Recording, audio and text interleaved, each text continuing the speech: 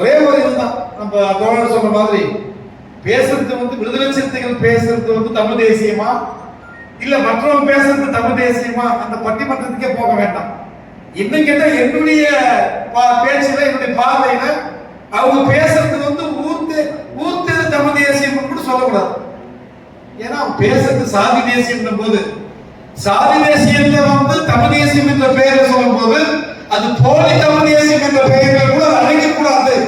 அது பேசுவது முழுக்க முழுக்க சாதி பெருமையை பேசக்கூடிய சாதி தேசியம் தானே தவிர இங்கே நடந்து கொண்டிருப்பது சாதி தேசியத்திற்கும் தமிழ் தேசியத்திற்குமான பிரச்சனை தான். இங்கே தமிழுக்கு சாதி பெருமையா குடி பெருமையா போட்டி போட்டிருக்கிறவங்களுக்கு நாம தமிழ் தேசியத்தை இந்துத்துவ தேசியத்திற்கு குறிப்பா சொல்ல போனா அந்த இந்து தேசியம் அல்லது இந்துத்துவ தேசியம் அல்லது சனாதன பயங்கரவாத தேசியம் தமிழீழ தேசியத்தை கூட நம்ம சொல்லுவோம். அது தமிழீழ தேசிய தலைவர் நம்முடைய மேஜர் பிரபாகரன் குறிப்பிடுவோம்.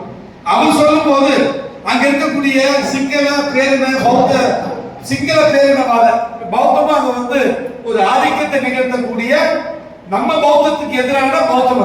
அந்த பௌத்தம் என்பது ஆதிக்க பௌத்தம், அது உண்மையான பௌத்தம் இல்லை.